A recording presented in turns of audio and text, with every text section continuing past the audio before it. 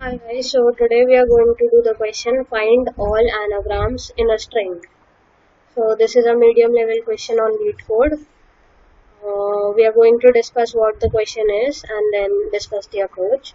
Given a string S and a non-empty string P, find all indices of P's anagram in S. String consists of lowercase English letters only, and length of both string S and P do, will not be larger than 20,100. The order of output does not matter. So हमें करना क्या है कि हमें दो strings दे रखे हैं S and P and हमें बताना है कि ये जो P वाला स्ट्रिंग है ना वो एज अ एनाग्राम किस किस पोजीशन पे अकर कर रहा है हमारा एस स्ट्रिंग में। तो देखते हैं हम।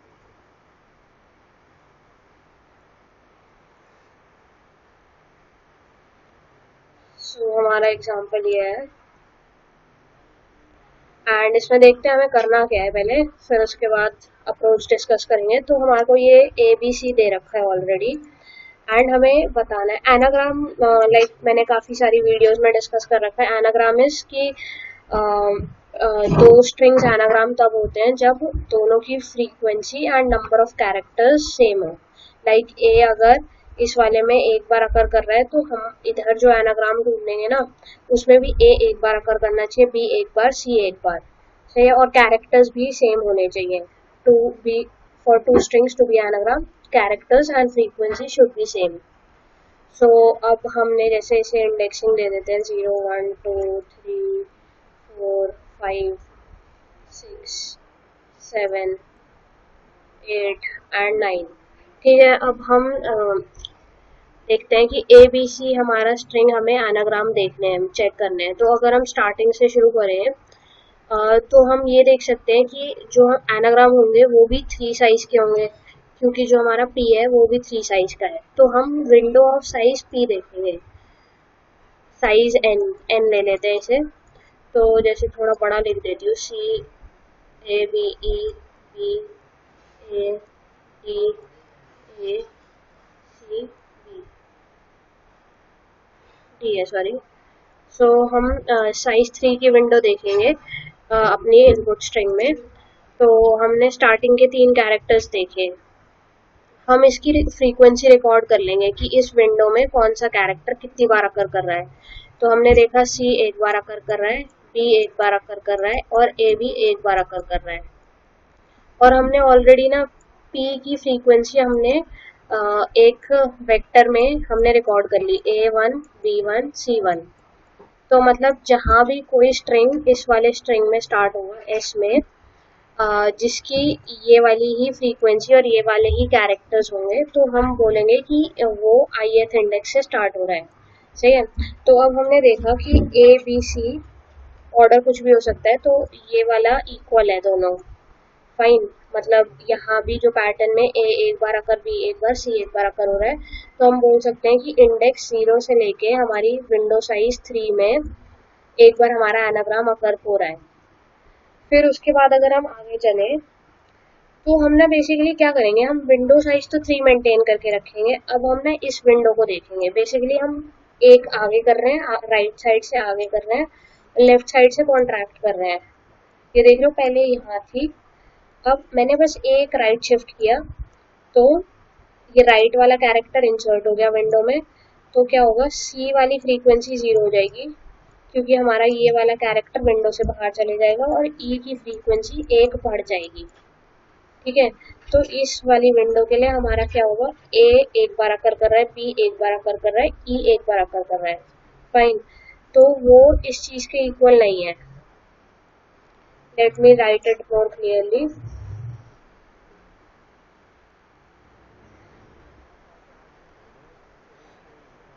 एक सेकेंड।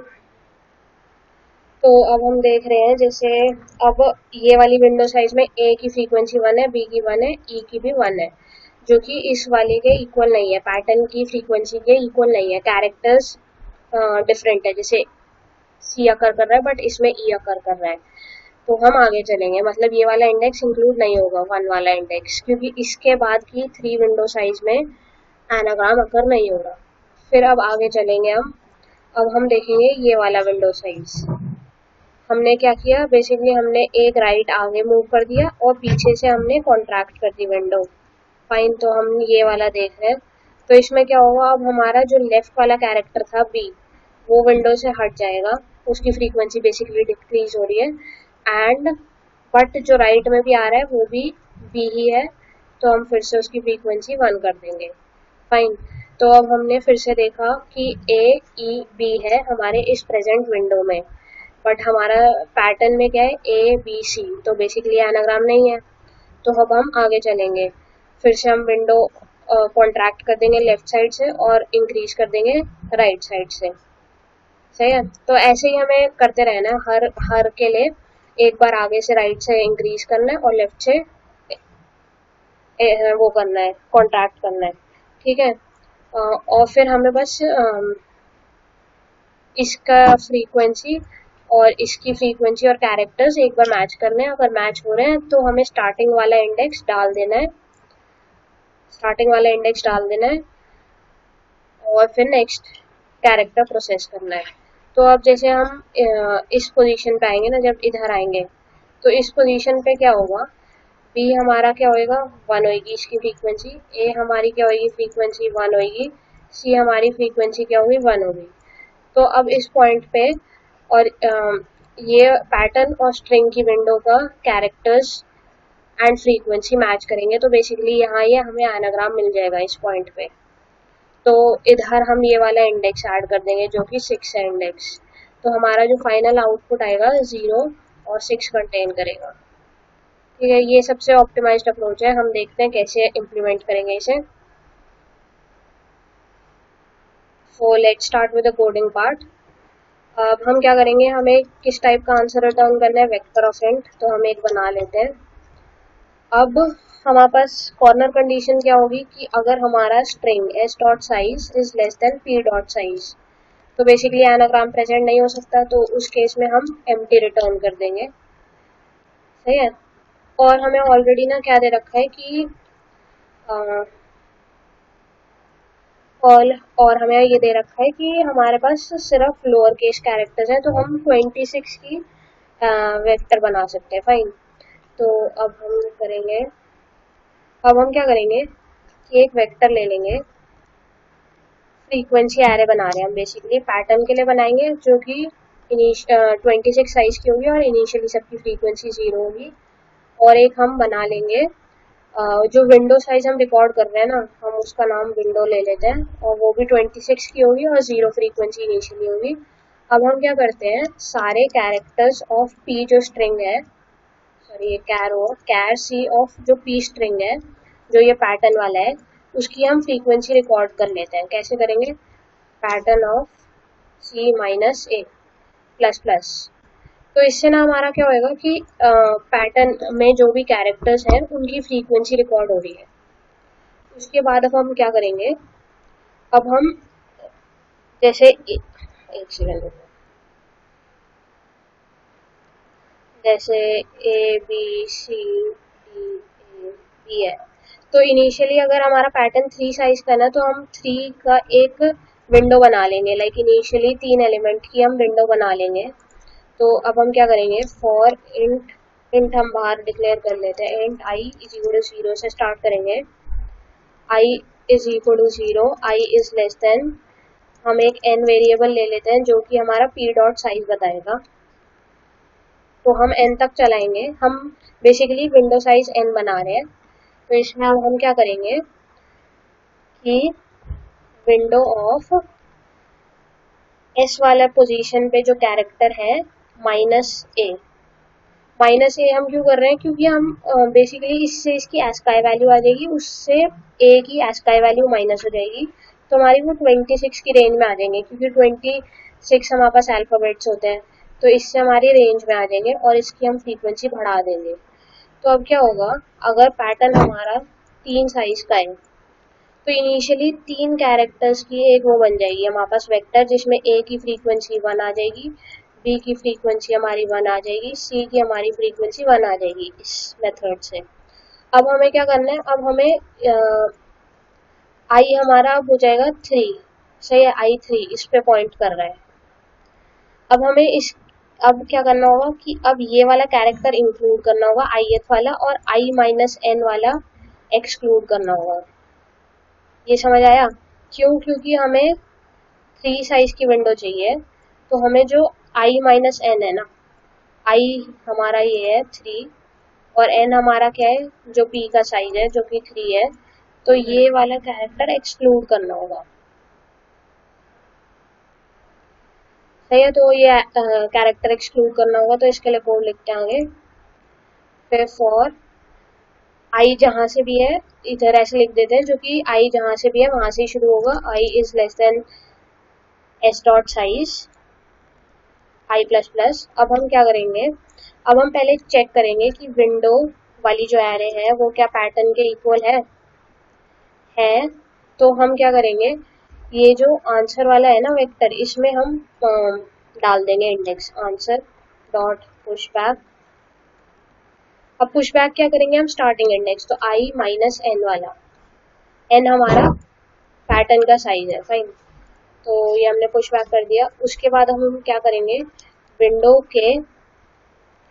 में अब हमें फ्रीक्वेंसी बढ़ानी है राइट मोस्ट कैरेक्टर की, तो हम क्या करेंगे, s of I minus A plus equal to 1। तो हमने ये राइट साइड वाले एलिमेंट की फ्रीक्वेंसी इंक्रीज कर दी, और हमें लेफ्ट साइड वाले की डिक्रीज करनी है। तो वो कैसे करेंगे, window of s of I minus n, तो मतलब इससे जैसे 3 था तो 3 माइनस 3 0 हो जाएगा, तो s ऑफ 0 पे जो भी होगा माइनस जो एस का वैल्यू ऑफ a, तो उसको डिक्रीमेंट कर देंगे। ठीक है, तो ये हो जाएगा।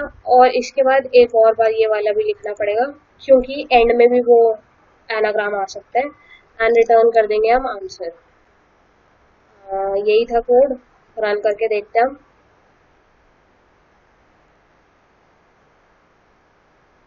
तो ये सही चल रहा है केस, ए बी।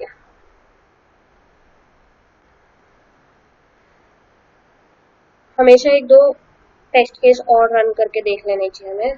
तो इस केस में अगर हम देखें, इसको हम ड्राई रन करके देखते हैं, जो कि अच्छे से समझ आ जाए हमें। तो जैसे हमने देखा, ए बी मैंने इनपुट दिया एस को, ये ऐसे अपना, और बी हमारा क्या है, ए बी।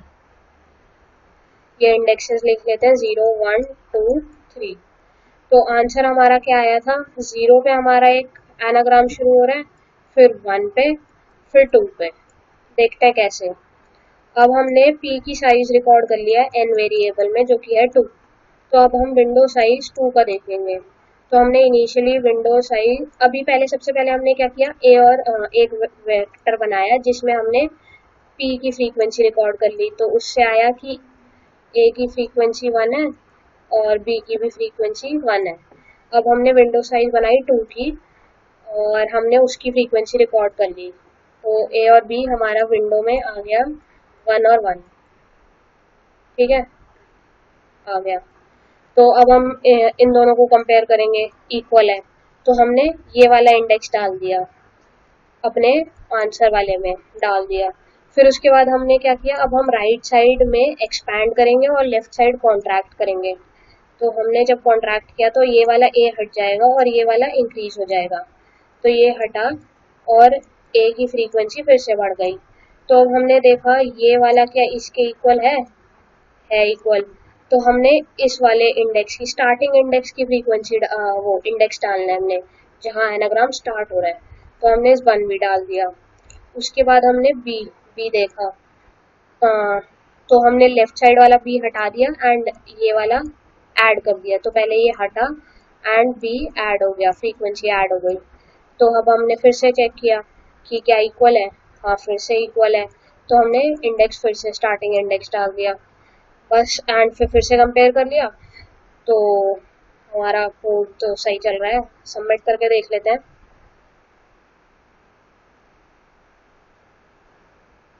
तो हमारा कोड बिल्कुल सही आंसर दे रहा है। I hope you guys have understood it. Gives a thumbs up if you've understood it. Bye bye.